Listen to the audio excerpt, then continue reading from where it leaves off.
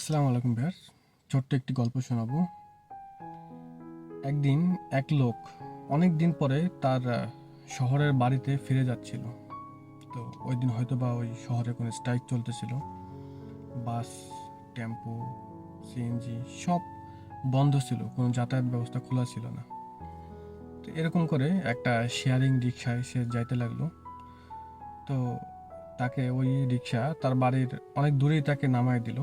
তো সেখান থেকে সে হাইটে হাইটে তার বাড়ির পথে যেতেছিল। তো হঠাৎ করে একটা খাম্বায় একটা বিজ্ঞাপনের মতন কিছু একটা লেখা ছিল।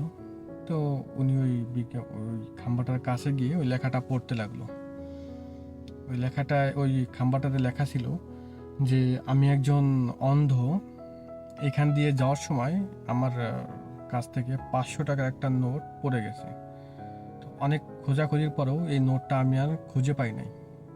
যদি কোনো সহৃদয়বান ব্যক্তি এই নোটটা খুঁজে পেয়ে থাকেন, নিচে একটা অ্যাড্রেস দেওয়া ছিল যে দয়া করে এই অ্যাড্রেসে পৌঁছায় দিবেন।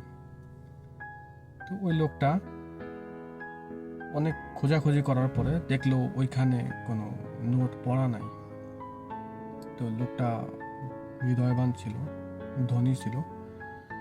তো উনি ভাবলো কেননা আমি আমার এই কাজ থেকে 500 টাকা ওনাকে দিয়ে আসি, যেহেতু উনি অসহায়, ওনার কিছু একটা কাজে আসবে।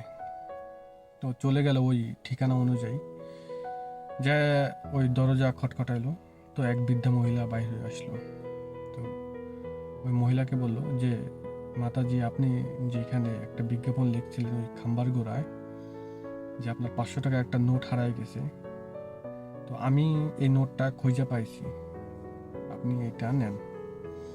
তো ওই বৃদ্ধা মহিলা বলল যে আমার কোনো টাকা পয়সা হারায় যায় নাই কে, জানি না কে ওইখানে এই যে এই চিঠিটা লিখে রাখছে যে সকাল থেকে এই পর্যন্ত কমসে কম 50-60 জন লোক আসছে, সবাই আপনার মতনই এরকম করে আসছে যে হ্যাঁ আমি পাইছি 500 টাকার নোট, আমি আপনাকে এটা ফেরত দেওয়ার জন্য আসি।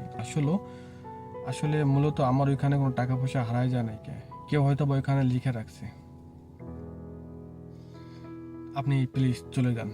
তো পরে শেষে ওই লোকটা ভাবলো যে না, আপনি অসহায় মানুষ, প্লিজ আপনার ছেলে হিসেবে হলেও আপনি এই 500 টাকা স্বীকার করুন। পরে শেষে উনি ওই 500 টাকা দিল। তো ওই বৃদ্ধা মহিলা বলল যে ঠিক আছে, আপনি যদি যেহেতু এত জোরাজোরি করতেছেন, তাহলে একটা শর্তে আমি আপনার এই টাকাটা গ্রহণ করতে পারি। বলে কি শর্ত?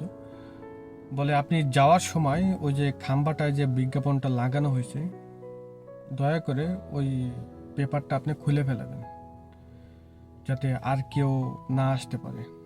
তো উনি বলে আচ্ছা ঠিক আছে, আপনি এটা গ্রহণ করেন। তো এই বলে ওই লোকটা চলে গেল।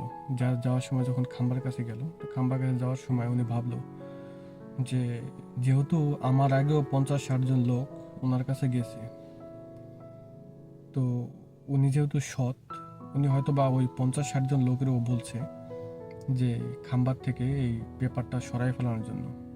যেহেতু উনরাই সরাই নাই, তো আমি কেন সরাবো? তো এর থেকে, উনি একজন অসহায় মানুষ, এর থেকে ওনার যদি কোনো একটু সাহায্য হয়ে থাকে তাহলে হোক না।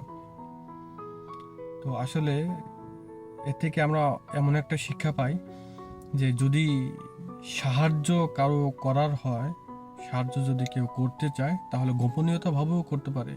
যে লোকটা ওইখানে পেপারটা লাগাই গেছে, ওই লোকটা কিন্তু ওনার কোনো টাকা পয়সা কিছুই দেয় নাই, কিন্তু ওই পেপারটা লাগানোর কারণে উনি অনেক টাকা পয়সা পাইছে। সাহায্য শুধুমাত্র দেখানোর জন্য নয়, সাহায্য অনেক সময় লুকায় লুকায় করা যায়। তো ভিডিওটি ভালো লাগলে শেয়ার করবেন। আর সব সময়ের মতন একটা কথা বলবো যে করে দেখাও কিছু এমন যা পুরা দুনিয়া করতে চায়, তুমি করেছো যেমন।